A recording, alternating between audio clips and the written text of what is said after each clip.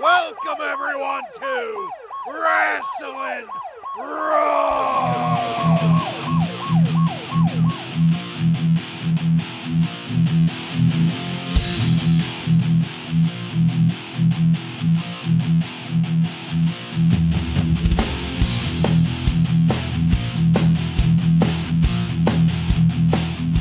You're listening to Wrasslin Raw, the podcast that takes you back to when Monday Night Raw was uncut, uncooked, and uncensored. Thank you for joining us. You're here with Ryan Arico. Thank you, and don't get locked out of this week's episode of Wrasslin Raw. Don't be a Billy Jasper. Place your order now. We'll talk about Billy later. I have some things to say about Billy. Joe Giamateo. Una bellissima giornata. For those of you who don't know what that means, it's a beautiful day because this is a first recording since we found out we had a download from the homeland of Italia. Yeah, that's right, Joe. We're an international sensation. You have Italy, France, England, Canada today. I mean, we're all over the place. Not just Canada, Quebec. That's right. Up there with the Quebecois. None from Calgary, Alberta, Canada. None there yet. Someday. I'm Jason Bartlett, no relation to Rob Bartlett, and we're going to examine WWE history one episode of Raw at a time. But first, like the boys have been saying here, a very special thank you to all of our international listeners and downloads. Ryan, how many total different countries have we hit so far, do you think? Ballpark. 7, 8, something like that. That's pretty good considering we're an American institution here, but we got to spread it. Like a wise man once said, spread it like you mean it. In this episode of Wrasslin Raw, we're going to be talking about the Raw that aired on November 7th, 1994. This Raw was recorded at the Fernwood Resort in Bushkill, Pennsylvania, and features Vince McMahon and Jerry the King Lawler on commentary. Quite a sad night as far as that goes. Are you guys ready? Yes. Ready. All right, then we're going to get into it. And there's no fucking around tonight. We're going to get all of our intro information while the tag team of Bret Hart and the British Bulldog are making their way to the ring. We've got a graphic up saying that this episode of Raw is airing live, which is a drastic departure from what we've seen the past few months. Tonight, the champion, Bret Hart, with his partner, the British Bulldog, also his brother-in-law. He will be taking on his brother, Owen Hart, and his tag team partner, Jim the Anvil Neidhart, his brother-in-law.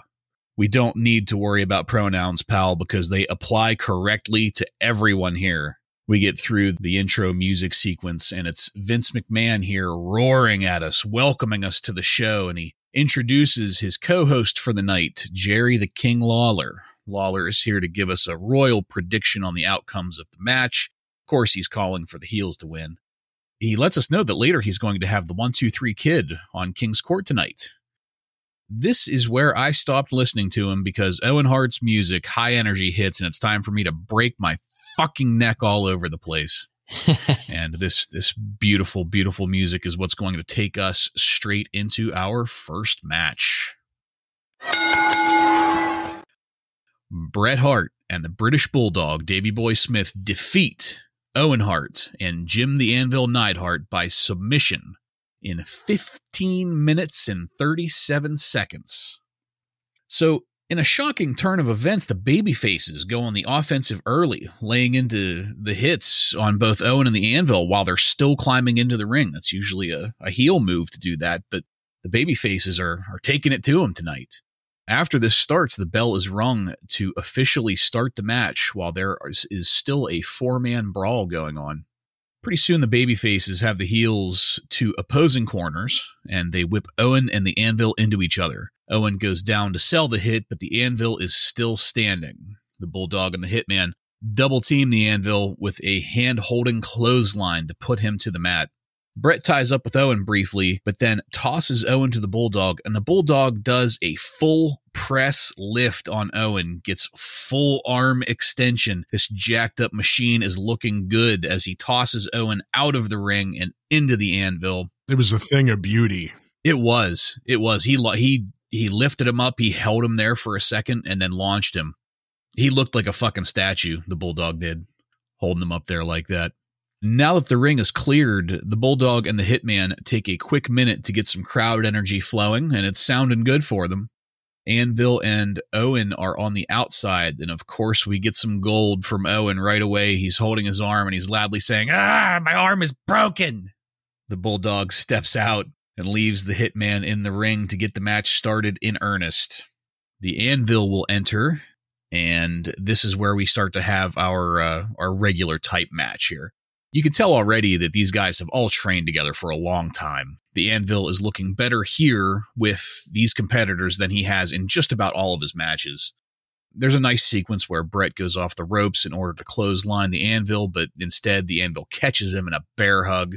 The Hitman then bites the top of the Anvil's head to let him go. I was kind of surprised by that, the kind of another heel move there, but whatever, we'll roll with it. The Hitman tags in the Bulldog, and the Anvil calls for the test of strength. Of course, it's a ruse, and there's a series of attempts by the Bulldog to come off the ropes and put the Anvil down. It does take the requisite 3 tries before the Bulldog finally succeeds, and he succeeds in stunning fashion with a, what would you call that, like a torpedo shoulder kind of motion? It's like a shoulder takedown, but he had to leave his feet to do it. I'm giving it a little more description than, what a maneuver! Some improvisation is needed.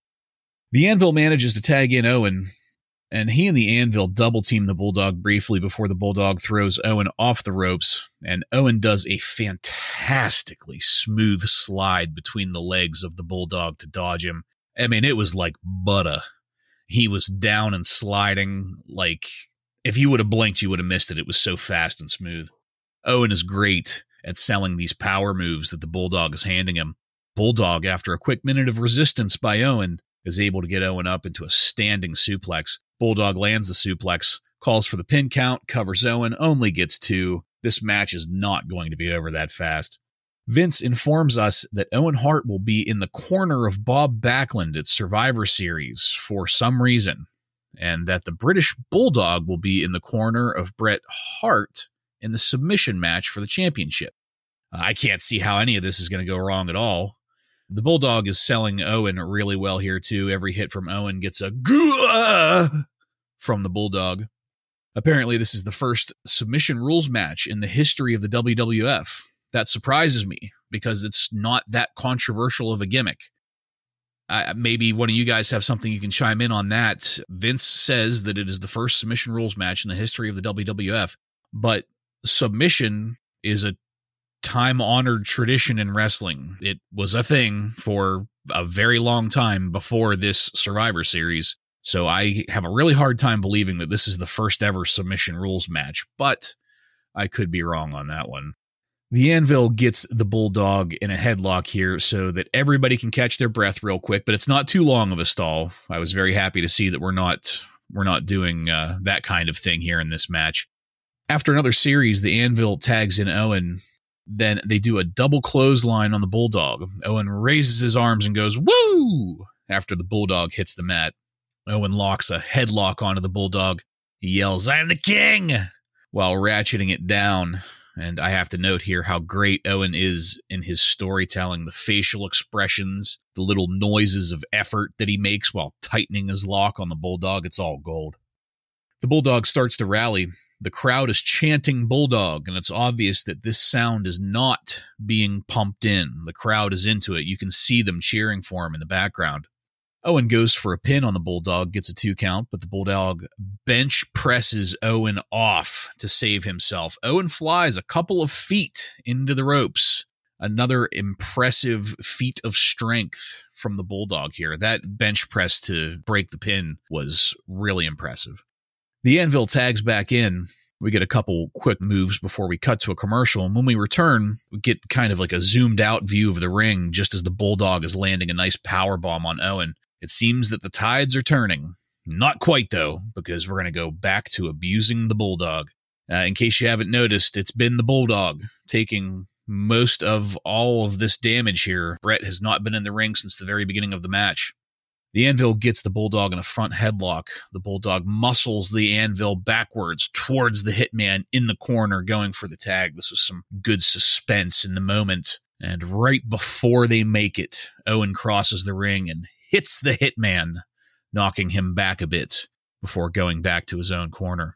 The Hitman enters the ring to go after Owen, and they wind up in a chase around ringside. Owen's facial expressions here are great, and he does outrun the Hitman. Hitman kind of gives up about 3/4 of the way around the ring and goes back to his corner.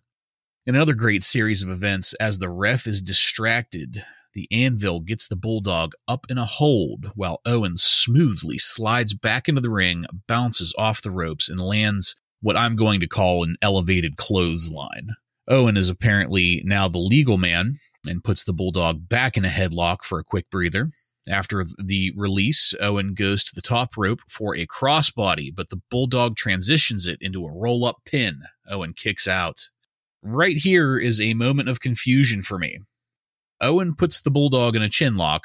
It looks kind of like a camel clutch, but the Bulldog's arms are not over Owen's knees. So if you can picture this in your mind, the Bulldog is on his stomach with his arms like out in front of him, and Owen is sitting on the Bulldog's back and has the Bulldog's chin locked in Owen's hands, and he's pulling back like you would with a camel clutch. The Bulldog starts tapping his hand on the mat, like slamming it. This isn't like a flopping, like I'm losing strength kind of motion. He is slapping the fucking mat. My question for you guys real quick, shouldn't that be the submission? He is literally tapping his hand out on the mat while he's in a submission hold. This was before tap outs. Yeah, I think it had to be verbal at this point. Yeah, it had to be verbal. Oh, okay. Even in like 1997, the screw job was prior to tapping out. I see. Okay. Well, thank you very much for that clarification, guys, because I was really confused. I was watching it, and I'm like, well, wait a second. Why isn't the match over? He's tapping. Yeah, that would be different now, for sure. Well, so far, they have managed to keep the Hitman out of the match, and I'm beginning to wonder just how much action he's actually going to see here.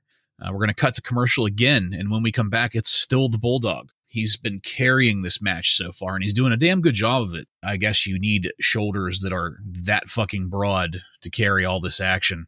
Finally, after a mutual clothesline that puts the Bulldog and Owen both down to the mat, the Bulldog manages to get the tag, but the ref doesn't see it. While the ref is busy chasing off Bret, Owen and Anvil double-team the Bulldog briefly, but the Bulldog rallies again and is able to get a legal tag into the Hitman. The Hitman starts to clean house here. He's got some great working punches. I was enjoying his punches that he was laying into everybody here. When the Hitman goes to bounce off the ropes, Owen lands a knee to the Hitman's back while the ref conveniently isn't looking. The ref starts to say something, and Owen walks away on the apron, and he goes, "I did nothing!" And there's a lot of back and forth illegal man action situations as they trade pinfalls. Finally, the legal men are left in the ring. The Hitman gets the Anvil in the sharpshooter, and the Anvil submits. And yeah, you guys, now that I'm thinking back on it, he was not tapping his hand at all. It was very verbal because the ref just calls it without us seeing the Anvil's face at all. Vince mentions that Todd Pettingil is standing by to give us another Survivor Series update, and he will wind up delivering on that threat. But before we get to that, Ryan, why don't you get us started on this match? Thank you. I thought this is a great way to start off Raw. As you mentioned in your recap there of the match, these are four guys who have probably trained together longer than, anyone else in the game right now. I mean, they've been doing it for years, and it shows in the ring. Everything just looks great. Even the Anvil. We've talked earlier episodes about how poor he looked in singles match, but here he is in his natural environment as a tag team wrestler, and it shows. He looked greatly improved. You also mentioned how the Bulldog and Bret Hart were almost heels at the beginning. They attacked first. And then the point where Bret Hart bites the Anvil's face to get out too, that was out of the bear hug. Yeah, that was really surprising. And it seemed like Even Vince was a bit confused. He didn't really know what to say to it. He just kind of was like, well, yeah. And he didn't really say what Bret was doing, biting Anvil's face. Oh, my. Yeah. We got the word powerhouse a few more times. Once we had the Bulldog and the Anvil in the ring again, Vince had to mention that we got the powerhouses in the ring. When they were describing the old match that Bob Backlund tapped out of, or I'm sorry, not tapped out of, but his manager threw the white towel in, we learned an interesting little nugget about the upcoming match that I didn't know, but the same white towel from 83 will be used in Bob Backlund's corner. I guess this is right around where George Foreman won his belt back at 45, because Vince brings up that it's very possible Bob Backlund could win the belt at 45 because George Foreman has just achieved that accomplishment. So that's a little timestamp of where we're at right now. You also mentioned about how good Owen and Bulldog, like that was the real height of the match when Owen and Bulldog were in the ring, and how good Bulldog was selling these Owen moves. One in particular, Owen connects with that enziguri and Bulldog does a full flip in midair, and Vince belts out devastating maneuver. It was a really great hit, though. Towards the end of the match, when, the Bulldog's trying to fight to get towards the tag for Bret, just a lot of great classic storytelling here. Just the power struggle, trying to push, and the heels just constantly one step ahead, stopping them from getting the tag. It was just classic stuff. I love it. And as much as we talked about how much Macho Man being gone is terrible, and it is, I agree.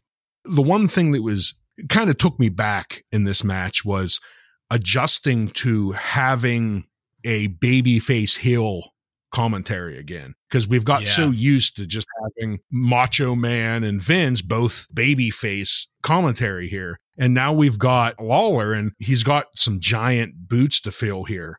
But I mean, obviously Lawler's going to go on to be a legendary commentary after this, but even in his first go of it here, he doesn't do a bad job.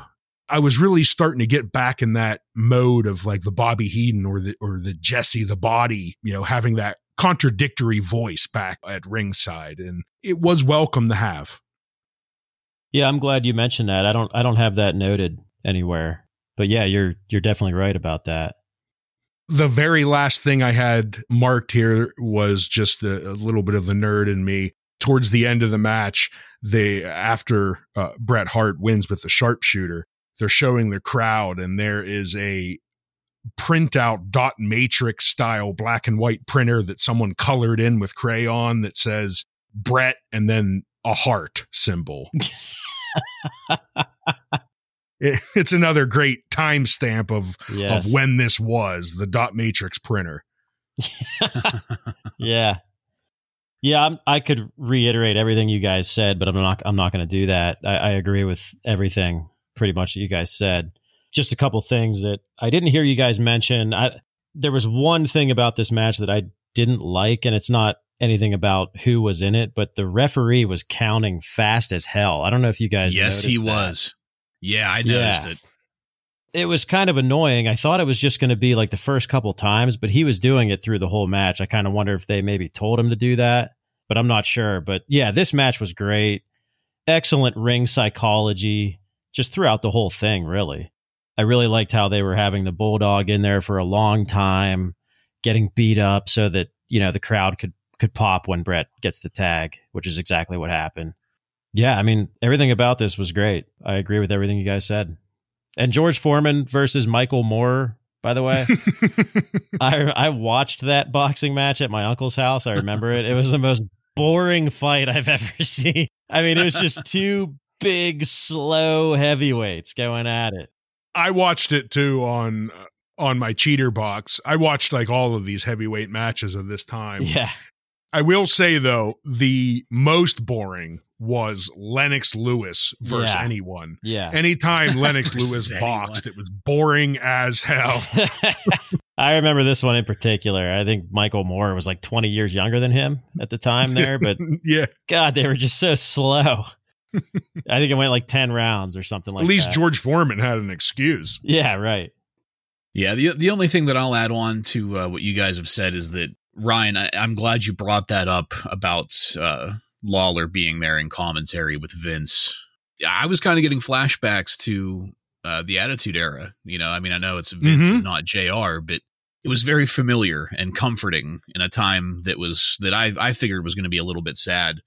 But we also have to remember that Vince and Lawler have been doing Superstars together. I mean, obviously, we don't watch Superstars for the podcast here, and we basically, ignore the fact that it exists unless they bring it up in our episode of Raw. But they do have a built-in chemistry already, so it was good that we had that nice natural transition to something that is already working to kind of ease us into the post-Macho Man era. That being said, we're going to move on to the next segment, and this is going to be our Survivor Series report from Todd Pettingil, and we're going to go through the CGI sequence again. This time there's a couple comments about the sequence while it happens. We get that cartoonish-looking Longhorn skull, and Lawler says, "Is that Todd Pettingil?" Very, very 90s looking computer animated desert scene. Yeah, but still better than what you would expect from the WWF at the time. And yet again, the influence of Wrasslin Raw reaches back through the ages. Todd Pettingil is wearing a tie-dye Survivor Series shirt that I honestly think looks pretty cool. I would totally wear that shirt today, including back then. From then till now, I would have wore that shirt anytime. I wouldn't mind having one myself. I kind of thought of you when I saw the tie-dyed shirt. I thought that was something Bartlett would wear.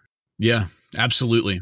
Would you also want that hairstyle as well? That's one thing that I can honestly say. I don't think I've ever had that hairstyle. I've had a lot of fucking weird ass hairstyles, but I've never had that one. It's like the block mullet. Yeah. I would just go for hair. Yeah. Don't worry. You still got it everywhere else. Italian, I surely do. You Italian bear. George the Animal Steel style body hair. Thor, what was his name on Ed Wood? Thor or something? Or Tor Johnson. Or Tor. Yeah, Tor. So Pettingil gives congratulations to Bret Hart and the Bulldog, and time is flying by. Thanksgiving Eve is when we're going to have the 8th annual Survivor Series, and don't you goddamn even think of waiting until the last minute to call an order, you sack of shit. I'm starting to get brainwashed by Pettingil here. You better fucking order it. If you don't fucking order it, if you're even thinking about not ordering it, just remember Billy Jasper. Yeah, Billy Jasper. He waited too long last year and missed the whole thing. Pettingil hears that now Billy Jasper is incarcerated in Nevada. That's federal pound you in the ass prison for trying to steal a copy of last year's Survivor Series on home video. This could happen to you. Don't be another Billy Jasper. Call tonight, right this fucking second, and place your order, or else, you scumbag motherfuckers. Pettingil is going to run down the match card again. Casket match between The Undertaker and Yokozuna with the special troubleshooting referee, Chuck Norris. And we get a vignette from Chuck Norris here. Some footage of Chuck beating up a person who I assume is that sack of shit Billy Jasper. Just beating the living piss out of him. That's what you get, Billy Jasper, for not calling right goddamn now. He deserves it. He's going to be at Survivor Series because he wants to see the toughest and the meanest get it on. We're also going to have our usual Survivor Series 5-man tag matches. We've got the Bad Guys, Razor Ramon, the 1-2-3 Kid, the British Bulldog, the Head Shrinkers, Fatu and Sion. Will take on the Teamsters, Diesel and Shawn Michaels, Double J Jeff Jarrett, Owen Hart, and Jim the Anvil Neidhart. Guts and Glory, Lex Luger, Adam Bomb, the Smoking Guns, and my main man Mabel takes on the $1 Million Team, Tatanka, 5-count King Kong Bundy, the Beast from the East Bam Bam Bigelow, and Jim Cornette's Heavenly Bodies. But wait, of course, that's not all. Clowns are us. Doink, Dink, Wink, and Pink will be taking on the Royal Family. Jerry the King Lawler, Queasy, Sleazy, and Cheesy. Pettengill is really hyping the midget match here. He says it's going to be incredible. I think he's full of shit. The WWF Championship will be on the line when the Hitman puts the gold up for grabs against the former champion, Mr. Bob Backlund. The British Bulldog will be in Bret Hart's corner holding a Hitman Hart-themed towel, purple and black. And for some fucking reason that hasn't really been explained to us at all yet, Owen Hart will be in Bob Backlund's corner holding the same towel that Arnold Skolin threw in on that fateful night over 10 years ago. I know the significance of these towels, even though I've never actually watched this Survivor Series, but I'm just confused as to how and why we've got to where we are with them. Why are either of these guys going to be at ringside? Why would they be holding towels? Why is Owen Hart holding the exact same towel from 36 fucking years ago? None of this has been explained to us so far. I mean, a little bit theater. of it. Yeah, but at the same time, we don't need any of this.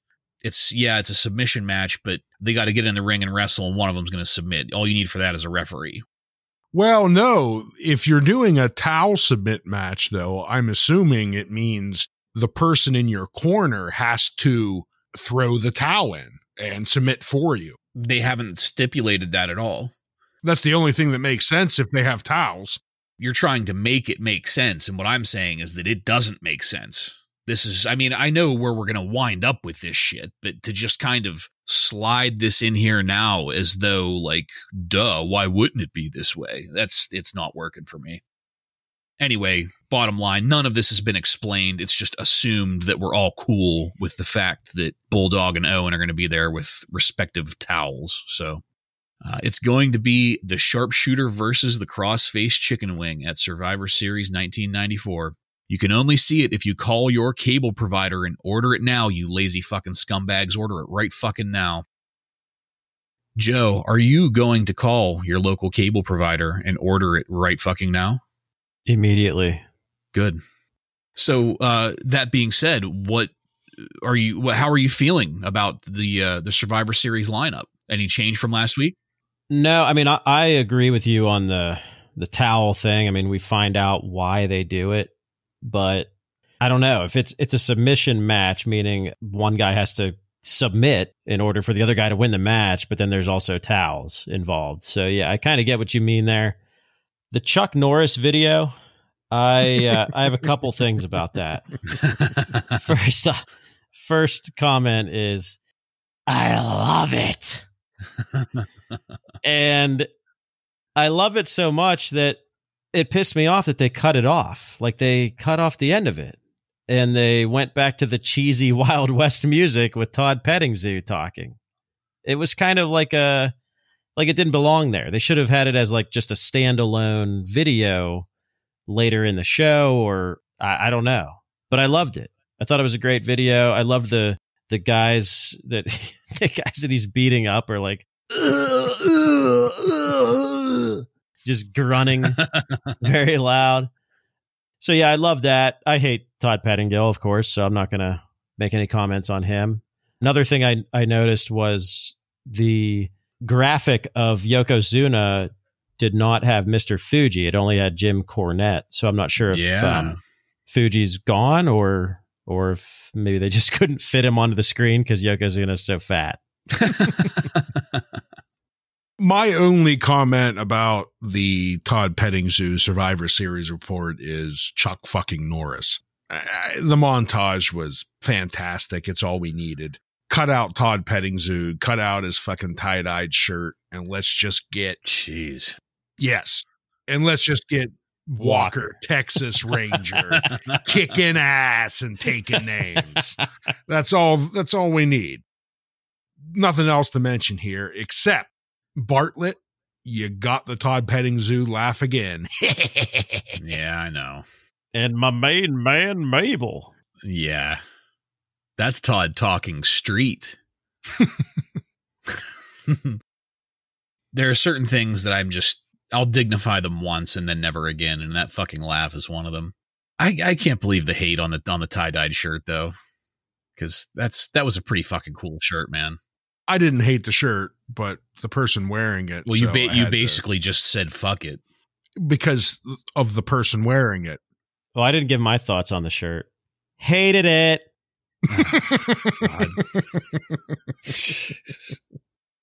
You don't be careful, you're going to wind up like Billy Jasper, getting the shit kicked out of you in some kind of Blah, blah, blah. I was waiting for it. I was wondering if you would do the Kengo sounds there, Ryan. Kengo, Master of Bushido, PlayStation 2. One of the best games ever made. Blah, blah, blah. All right, we're going to move it along here. We're going to have a mid-show segue. Apparently, there were some injuries earlier today here at the venue. Vince is wishing a speedy recovery to a couple guys that got hurt on the job earlier today during the setup for Raw. Hopefully, they're going to be here next week. I couldn't make out Mark's last name, but Paul's last name was Rambo. Was it? Yeah. Yeah, it was Mark something and Paul Rambo, members of the video crew that were injured. So, speedy recovery. I was confused because Vince was saying they got hurt while they were setting up the pictures for you. And I was like, what? Pictures? And then he transitions that right into a Sega CD commercial. Yeah. Monday Night Raw is brought to you by Sega, makers of Genesis, Color Game Gear, Sega CD, and the fastest, coolest video games ever. Maybe that's why the Chuck Norris video got cut off. Maybe Paul Rambo was filming it and fell off of a ladder or something. He was an incidental casualty during the brawl there in the construction zone. They all got Billy Jaspered. All right, well, this Sega pitch is going to take us straight into our next match.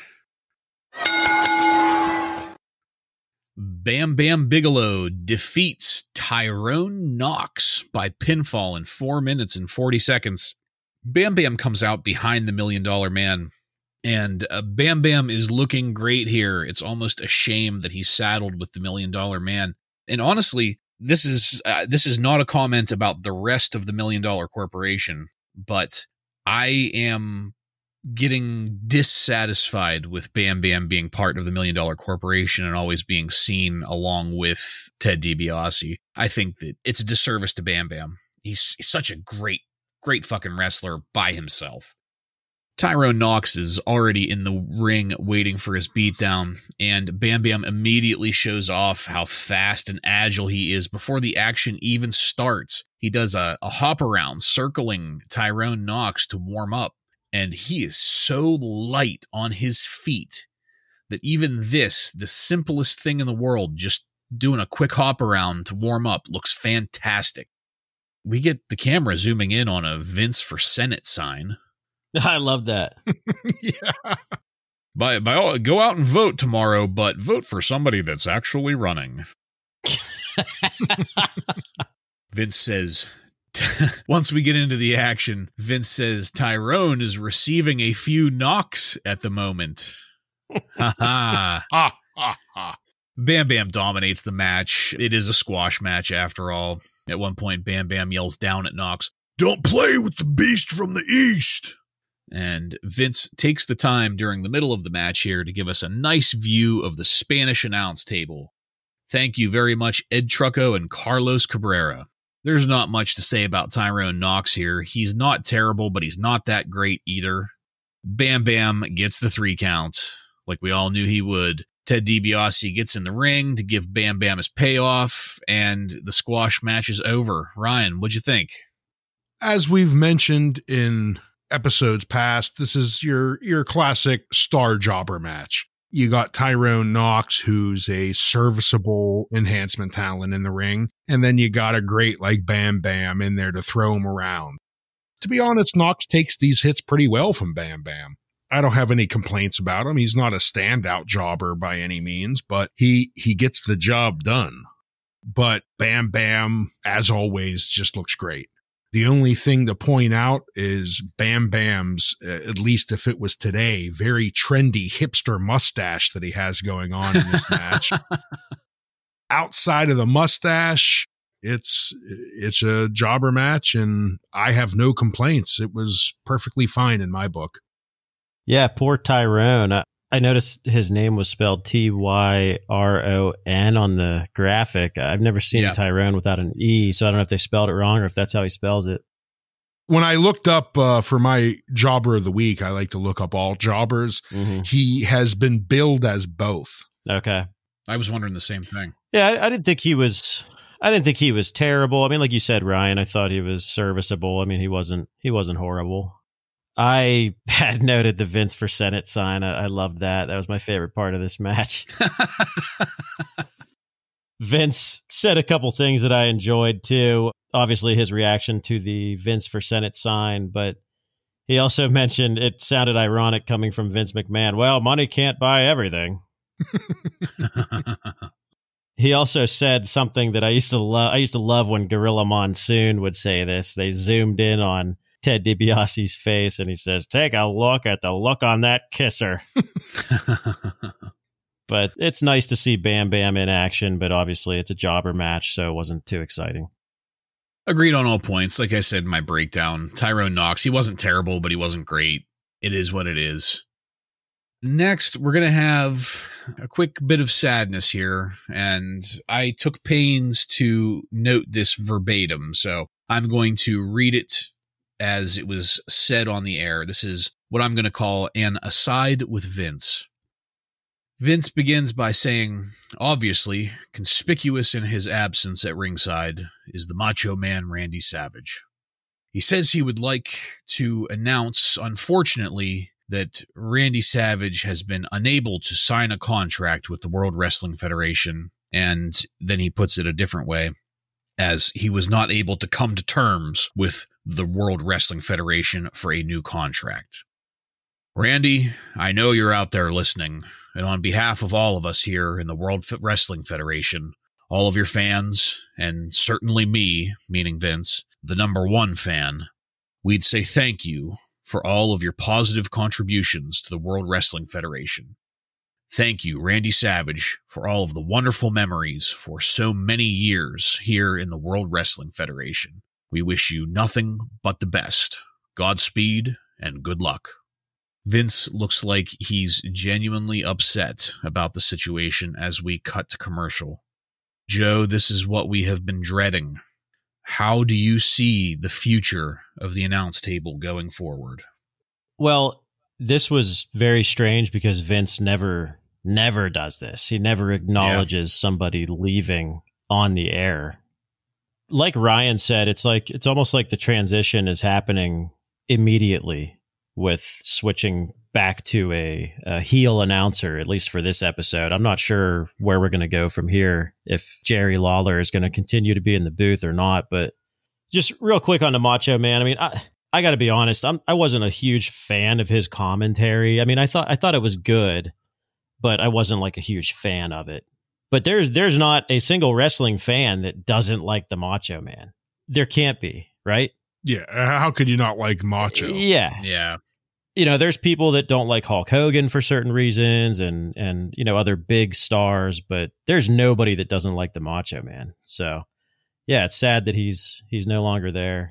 I remember a real quick story, probably like late 80s when my parents didn't have cable yet. We used to watch Saturday Night's Main Event. That was like one of the only shows we would watch, like wrestling shows we would watch other than Superstars. And I remember Macho Man was on, and this was like the first time I saw him.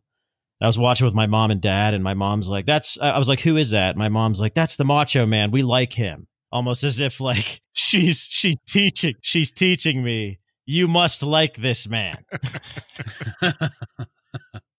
It's like, are you a Twizzler family or are you a Red Vine family? Yeah. So, I'm a huge fan of the Macho Man. I mean, I was like Conrad Thompson. I was a little Hulkamaniac when I was a kid, and Macho Man was right there with him. Yeah, I thought just the fact that Vince actually acknowledged what actually happened here, which he didn't even do for Hulk Hogan when he left, really underlines the amount of respect that he had for Macho Man to actually publicly acknowledge it on Raw. So I thought that was pretty big. And understandable, because I briefly talked about it last week, but the ambassador that Macho Man was for the WWF was, how could Vince not give him a respectable send-off? The only other thing I wanted to mention is We've mentioned before how we all like to listen to different podcasts out there like Bruce Pritchard and JR. And in this case, I'm going to specifically talk about Bruce Pritchard. I know on multiple occasions, he has said that he knows nothing about the fact that Macho Man wanted to continue wrestling. As far as he knows, he was perfectly fine and enjoyed being commentary. I have to call bullshit. After watching last week's episode and hearing the Macho Man's undertones to Jack Tunney that were so clearly directed towards Vince saying, I don't want to sit in this chair anymore. I'm sorry, Bruce Pritchard, you're full of shit. Yeah, and it's kind of funny that you bring up Bruce Pritchard, because one of the things that I was thinking about whenever I was watching this and then writing my notes up on it, we get information from a lot of different sources, and every source has its own background that it comes from. There are a lot of sources out there that say that Vince McMahon is, or at least can be, a raging asshole, like a real dick. But then there's like, say, Bruce Pritchard. Bruce Pritchard is one of them. And I know that there's a lot of people that like to talk shit on Bruce Pritchard for being a company stooge and all that. And I'm making no comment on that whatsoever. That is however you want to perceive it. You know, nobody's ever going to be convinced by me here. But there are times when Bruce Pritchard has talked about Vince as being weirdly sentimental, and those weird times where he's still Vince, the whole goddamn pal and like all that, but he does these things and he takes care of people, and he fucking brings Bob Backlund back for a championship run because he's sentimental for the times with his old man. You know what I mean? Shit like that. Or he continuously gives Yokozuna chances and tries to help him out in his personal life. Yeah, absolutely. He sent fucking Yokozuna to fat camp, for Christ's sakes, to try to get skinny and get healthier. And, you know, we bust balls about his weight and everything, but like, Vince genuinely tried. According to every source that we've seen, Vince genuinely tried to get him into a health program to get him healthier so he wasn't such a behemoth. And this is one of those moments that makes me believe Pritchard more than other people. Vince is a successful businessman, obviously. You don't get to that point without being an asshole, at least sometimes. You kind of have to be to get that successful. But at the same time, I completely believe every ounce of emotion that we kind of see out of Vince here. I mean, he does a pretty good job of keeping a stone face throughout this. But I honestly believe that he is genuinely upset and that he does genuinely wish Randy Savage nothing but the best. I completely agree with that point. I'm merely speaking to the fact that I think, based on the way Macho was talking, that it's impossible he did not at least make it known he wanted to wrestle again. Yeah. No, I'm not debating that whatsoever. I mean, I have listened to Pritchard talk about this situation before, but I honestly can't remember what he said to say whether he knew about it or not. I can't remember. I'll take your word for it. I'm just limiting it to the overall perception that Vince is a raging asshole. But you know what? Right here in this 30 seconds of screen time that we got from Vince, he became a very vulnerable human being, and it was good to see. That's all. It looked like he was hurt by a friend. Yeah, exactly. Yeah, the message itself seems like they are legitimately friends, the way that he said it. Yeah. But in all honesty, too, I mean, even if the Macho Man was in action at this time, like, who's he going to go up against? There's really no Crush. Yeah, exactly. So maybe there was some infighting about that too. Maybe there was, who do you Vince, feud with? Yeah, Vince is like, I got nothing for you right now, or Macho Man was like, well, there's nobody here that can make money with me, that can draw money with me right now, so it's probably like a little bit of that too. Yeah. I mean, it's regardless of the circumstances, it winds up being the last time that the Macho Man is seen in the WWF period. He would die before he was inducted into the WWE Hall of Fame. If I'm not mistaken, it was his brother, Lanny Poffo, that inducted him, right? Right. The genius. Yeah. It's sad that our last view of Randy Savage was last week him just kind of looking at a monitor confused. And now we have this. But Raw marches on. This is November 7th, 1994. We still have another 30 fucking years of this shit to go. So, next man up. Next man up, exactly. And very, very astute comment there, Ryan, because the next man up is going to be Jerry Lawler in King's Court, our next segment. Whenever we return from that commercial, King's Court is set up and ready to go. The King has a very special guest tonight, the 1-2-3 Kid, the walking pimple. The King is making all kinds of I mean, I'm not going to rattle them off here, but he makes all kind of comments about the 1-2-3 Kid's size. But my favorite was whenever he introduces him as the walking pimple. The Kid is looking good here. It looks like he's already started to let the mullet grow out. It's not quite as mullety as it was before. He greased it down a bit, which Lawler makes a comment about. Yeah. He comments about his hair and makes comments about his size. And the Kid takes it all in stride with a simple smile on his face. Very good humor.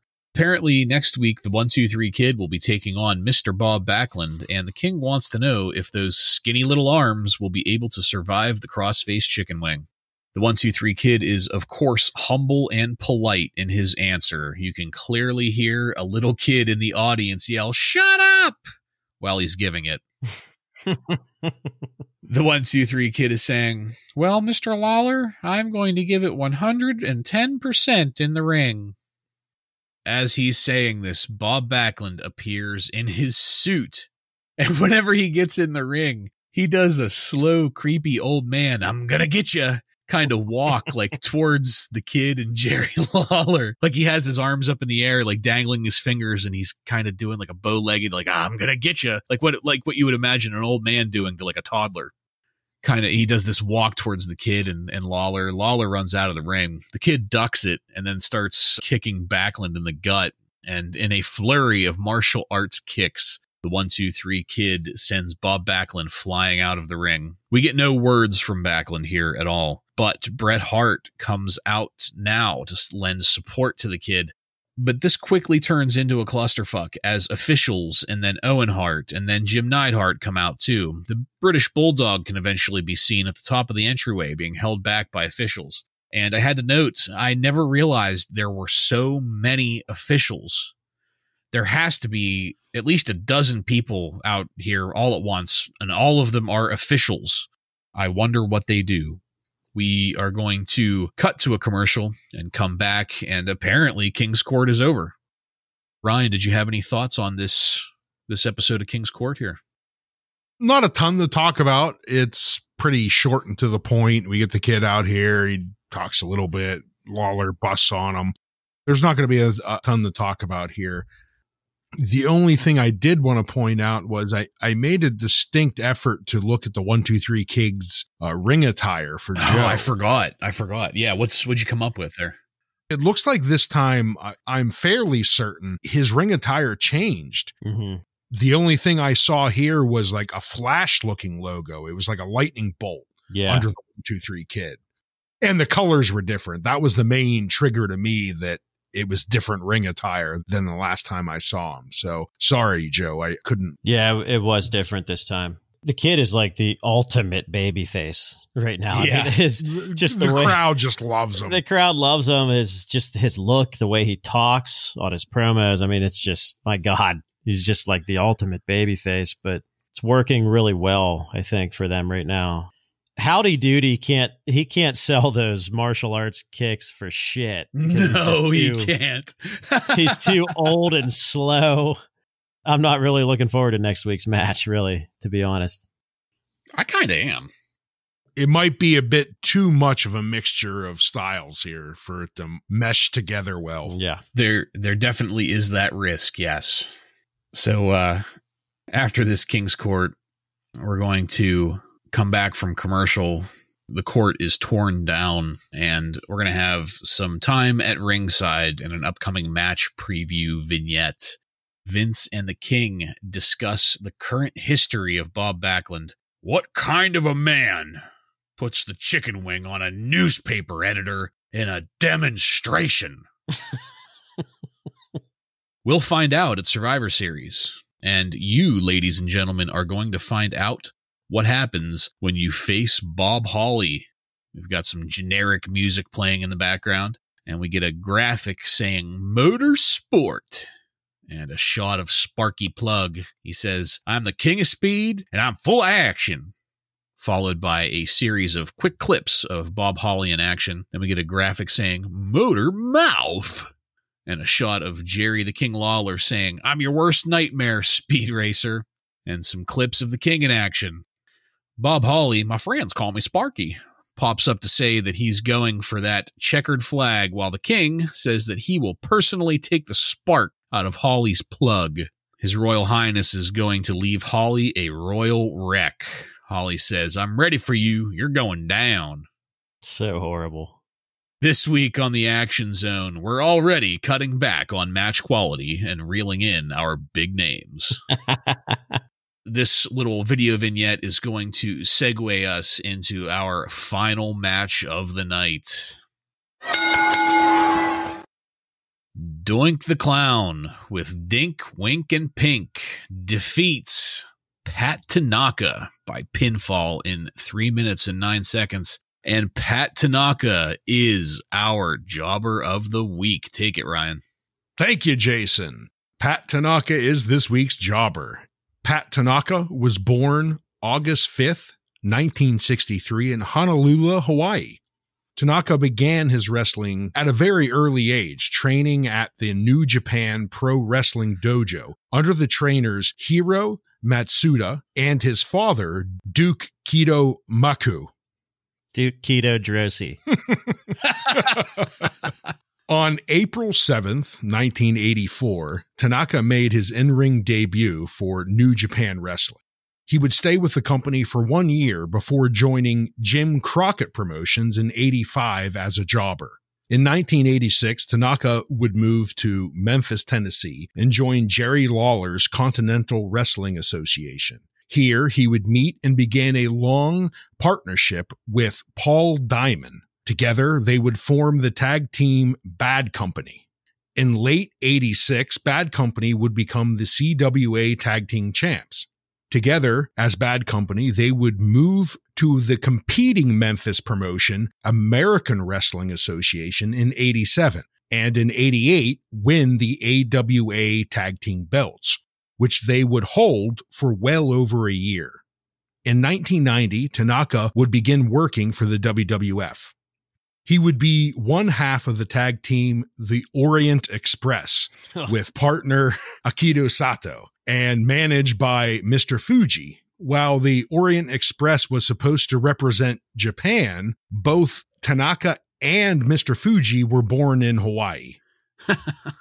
The Orient Express is probably best known for their feud against the Rockers, which lasted most of 1990. Although Tanaka would be with the company until 1994, he would spend the rest of his time with the WWF after the feud with the Rockers as a jobber. Tanaka would then spend 94 and 95 bouncing between ECW and WCW as enhancement talent. From 96 on, he could be seen in various other independent promotions. And today, Pat resides in Fargo, North Dakota, and has opened his own professional wrestling school called Tanaka Productions. Fargo, huh? Yeah. You're darn tootin'. Well, I'm ashamed of myself because I didn't know that this was Pat Tanaka. I didn't hear them announce his name. They just gave the little marquee thing. Okay. Yeah, I missed it because I had in my notes Doink versus Jean-Claude Van Damme movie antagonist. Because that's what he looked like to me. That's funny because you say that. I thought he looked like Iron Chef Morimoto, except with long hair. From Iron Chef? I remember the Orient Express, but I guess it had been, 4 years or so since... Yeah, had passed. It's here, been a little bit of time since then at this point. So now he's a jobber. You said he ended his time in the WWF in 1994. So Doink, I mean, Doink puts him down permanently. I believe this is his final appearance in the WWF. Wow. My God. Is he an alcoholic now? No, he's a trainer. Well, yeah, but those two aren't mutually exclusive. That's true. The saddest piece of news on this episode. Forget Macho Man. Man. All right. So thank you very much, Ryan, for your Jobber of the Week. Entertaining and illuminating as always. We're going to get back to the Doink v. Pat Tanaka match, and I'm just going to get it out of the way right here. I can't stand this shit. This past week on Superstars, apparently Dink hit the King with some silly string. Doink comes down to the ring with Dink, Wink, and Pink in tow. I noted here, I think Doink's clown wig must have gotten a perm because he looks like he has a neon green version of Lionel Richie's hair now. He went to the beauty salon with the 1-2-3 Kid. Yeah, I guess. We're going to cut to a quick commercial and come back before the action starts. Of course, Pat Tanaka was already in the ring, but up until this point, the lights have been down while the circus sideshow entered. And now that the lights are up, Pat Tanaka, he looks like he's dressed in an O.J. Simpson murder tracksuit. He's got black sweats and what looks like a black sweatshirt, wearing black Adidas runners and a black belt. I'm a bit confused, Bartlett. OJ was acquitted. Yeah. And I have my own theories on that. We'll save that for some other time. Anyway, Tanaka is acting like a martial arts expert here. And while he's doing some martial arts-esque type moves, Doink mocks Tanaka with a crane-style stance from the Karate Kid. And everybody loves it. I didn't. In comparison with Tanaka, Doink is so damn slow and clunky here. Vince informs us, apparently for the first time, and either of you guys please correct me if I'm wrong on this, I thought it was the first time, there is a special rule for the match at Survivor Series. The King cannot be in the ring unless the opponent in the ring is Doink. So if Doink tags in... Donk. Yeah. If the King tags in Doink, the King has to tag out. It's a similar rule to a mixed gender tag rule. Yeah, that horrible match we saw with Bam Bam and Luna against Donk. Right. Donk and Dink. Okay. Okay, that makes sense now. Although, even though it would be more entertaining to see Jerry Lawler beating the hell out of Dink. Yeah, well, I thought that's what they were going for with all of this. No, we would have enjoyed that. The levels of stupid here just keep piling up, and we don't have Duke the Dumpster to take them out quite yet. Tanaka looks all right in the ring here. I was moderately impressed with his work. It's too bad that he's wrestling Doink. Lawler calls Doink a joy boy again, and we get the same 4 moves from Doink that we always do. At one point, we get a close-up of Dink, and we get confirmation that he is not a native English speaker. He shouts at the camera, "Donk is number 1, baby!" Yes! Donk. Can't even say Doink. It's Donk. Doink is number 1, baby! Yes! Apparently, the King has an advance copy of the WWF magazine that they're discussing instead of calling this match. And for once, I can't blame them. Donk lands the whoopee cushion. There's no fart sound, thankfully, and it's the 3 count. The midgets come in to dance with Donk. I hate it. For some reason, I wonder why, for some reason, Vince takes the King's crown and starts to play with it, commenting on how heavy it is. What's this? How about what's this like? Wow, it's heavy. And of course, Donk comes over and takes it from him. The King is upset that Donk has his crown and makes various comments about it, needing to get it. What's the word? Fumigated.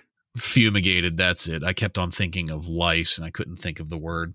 The midgets take turn wearing the crown. The lights are down and the camera is zooming around between the different clowns. I've never done acid before, but I imagine that this is what a bad trip looks like. I noticed that there's a sign behind Vince that says Don Butts rules the world. B-U-T-T-S. Don Butts. At this point, thankfully, the clowns are leaving. But wait, what do we have here? It's a special WWF opinion poll. The number is blocked over the screen on the network, because it's no longer a viable number. But Vince reads it to us and lets us know that it's going to be $1.49 for the first minute and 99 cents for each additional minute. The topic is, which submission hold is more effective, Bret Hart's sharpshooter or Bob Backlund's crossface chicken wing? Plus, you get to hear controversial interviews with a different superstar daily and behind-the-scenes gossip. I'm just going to throw this out here real quick. Would either of you guys be up for, if this was still a thing, if this was a thing that they still did, just for research purposes, who would be willing to pony up $1.49 for the first minute and 99 cents for each additional minute to hear opinions on whether the sharpshooter is better or the crossface chicken wing is better? How disgraceful is this, right? I mean, at least the other polls were for things like, who do you want to see in a match? Are we going to allow a wrestler to come back from a suspension? There were things like that. This is merely just pay us to tell your opinion on which submission move you like better. This explains why Vince was overselling the sharpshooter earlier on the episode. Like, as soon as Bret Hart goes for it, Vince is like, there it is, ah, here it comes. Well, I mean, in all fairness, if we're going to go by that, they've been selling the living shit out of the crossface chicken wing for weeks now. They have. The long game. The most dangerous hold in wrestling. There's no escape from it. Lex Luger fell victim to it. Devastating. Remember, kids, you must be 18 years old or have your parents' permission before calling. Stay tuned for an interview with Bret the Hitman Hart while we cut to commercial. So, before we get into all of that, Joe, what did you think of this match starring Pat Tanaka? I don't have anything. This is total trash. I'm going to defer to Ryan. Pass. It is a trash match, but the reason I picked Pat Tanaka as the jobber of the week is because, to be honest with you, watching this, I would have thought Doink was the jobber. Yeah. Because Pat Tanaka, as you mentioned, Bartlett, was the faster, smoother, just everything about him looked like he was the star in the ring and not Doink. That's why he's at the top of my list here, not because of anything to do with Doink and his involvement in this match. Maybe that's why this was his last match. It could be. Maybe he just gave up. He was like, if this is the garbage that I have to job to, I'm fucking out. Right. And the only thing other than that I have to mention has nothing to do with the match, but I got a chuckle out of Lawler mentioning that Vince has an extensive Elvis collection printed on black velvet. Yeah. That gives me terrible flashbacks of Jason's father doing the Elvis impersonation. Oh, God. The whole episode. That is where I'll end it, though. Yeah, I'm going to agree with everybody here. It's just, it was pretty terrible. Couple more weeks, that's it. I do like the trend of calling this particular wrestler Donk, though. I think it's a very good idea to clearly delineate. We're not talking about Doink here because Matt Bourne was Doink. All of these imposters, they're Donks. Even the foreign midget knows it. Donk is number one, baby. So, yeah, I think that's going to be my thing. And thank you, Joe, for kind of clicking that into my head. I mean, it's going to be Donk from now on. Well, I hope we don't confuse our new listeners. Well, if this trend of international listeners keeps up, they're going to know they're going to know exactly who I'm talking about whenever they hear me say Donk. It's apparently how it's said overseas. So we're going to have the end of the show segment here. Vince says this is while there's some stuff happening here, and I'll get to that in a second. But next week on Monday Night Raw, we're going to see the debut of the Portuguese Man of War, Aldo Montoya, also known as PJ Walker, also known as Just Incredible. We're also going to have Double J, Jeff Jarrett in action. There's going to be dual guests in King's Court, the British Bulldog and somebody that doesn't get named because we get distracted by the King Midgets here. Vince just kind of skips trying to pitch that. And he says next week, the 1-2-3 Kid will be taking on Bob Backlund. And this whole time, Jerry the King Lawler has been conferring with his midget entourage off to the side and telling them that they need to slap the taste out of the mouth of those clowns and things like that. So hold on a second. First was Queasy, right? Queasy, then Sleazy, then Cheesy. Am I right on that? Queasy was the first one. Yeah. All I know is it's time to get ready for some midget shit. Yeah, some midget shit. Oh gosh. That's another t-shirt there, folks.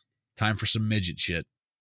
So I'm pretty sure that Sleazy and Cheesy are native English speakers, but Queasy is not, because Queasy looks like he's having a heart. Either that or else he's extremely, extremely intoxicated, which I wouldn't put this past any of these midgets, but he looks like he's having a really hard time following along, and he just kind of laughs at an inappropriate spot, and he's not sure what his cues are in this conversation. But Sleazy and Cheesy are following along fairly well. But then the goddamn clown midgets come out and are making these ridiculous, threatening gestures at the King midgets. It's incredibly pathetic. The clown midgets are... They're double sized, or I should say they're outsized twice over, right?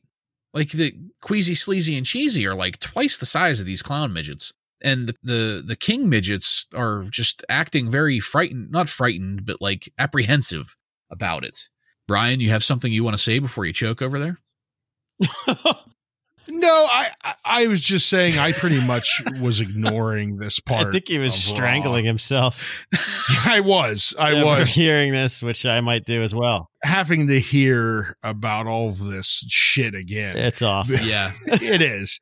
Because like, as I said just a few minutes ago, the midget shit, it's just terrible.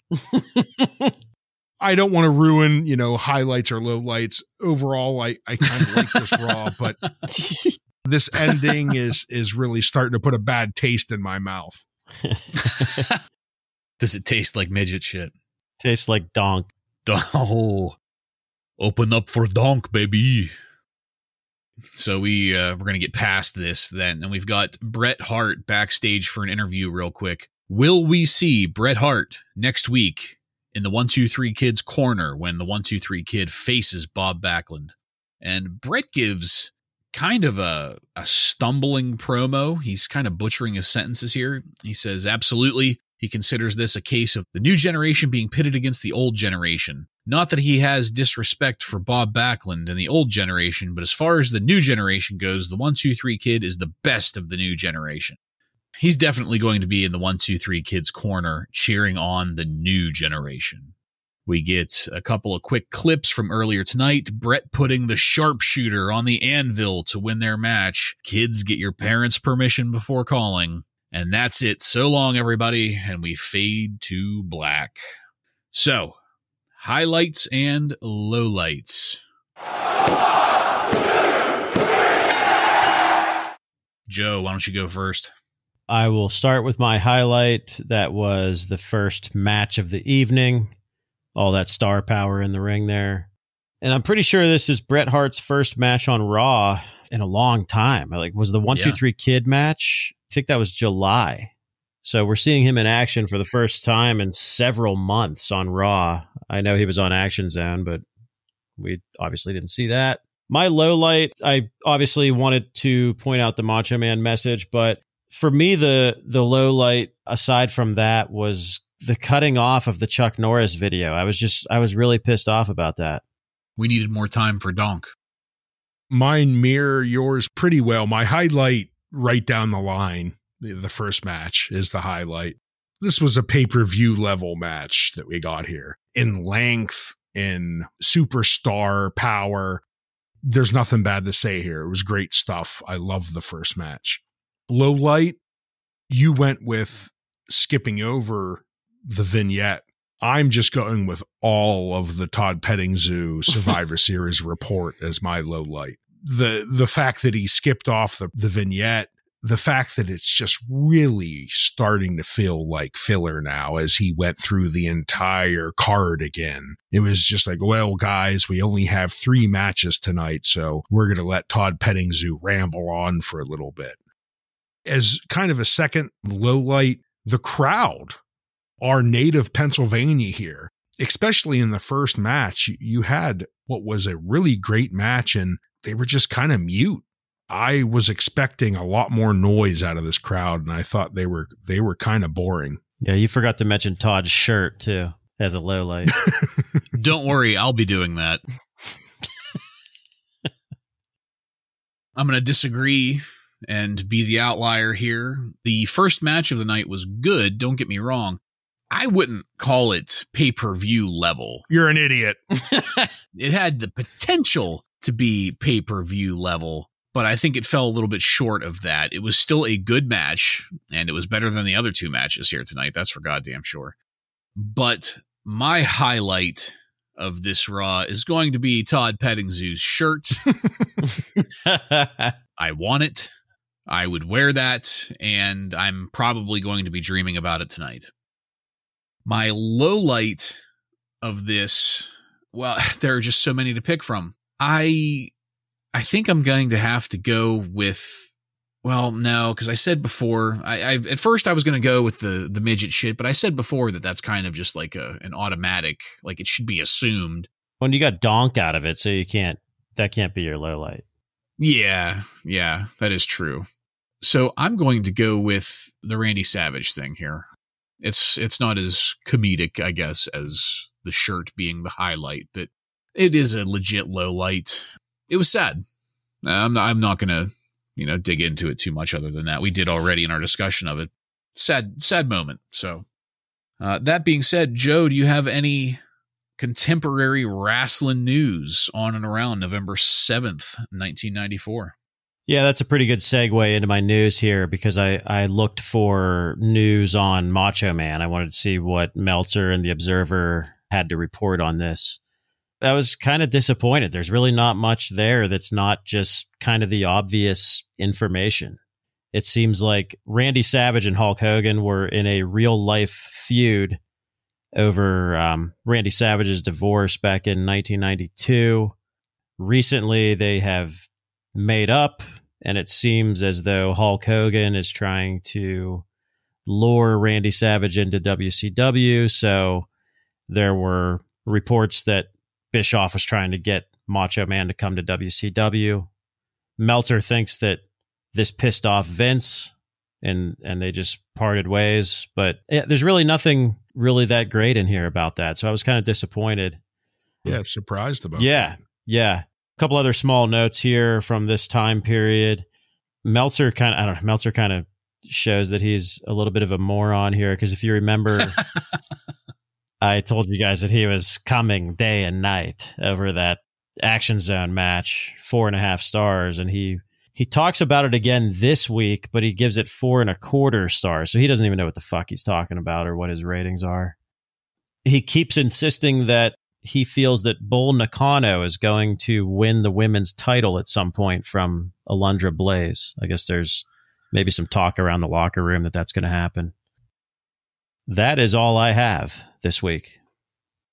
Thank you very much for that. And I don't think I'm going out on a limb here, but I'm pretty sure that I've heard from multiple sources, Bruce Pritchard and Eric Bischoff, both, that WCW was not in the picture at all for the Macho Man whenever he left the WWF here.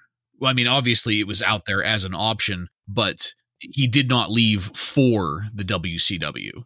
Is what is a better way of putting it, probably. He didn't purposefully leave in order to go to WCW. Yeah, and he doesn't necessarily say that. He's just saying that Hulk Hogan's trying to get him to go there, and yeah, he maybe had talks with Bischoff But yeah, there was nothing like official that it's nothing like Bret Hart where he was Right. leaving for WCW.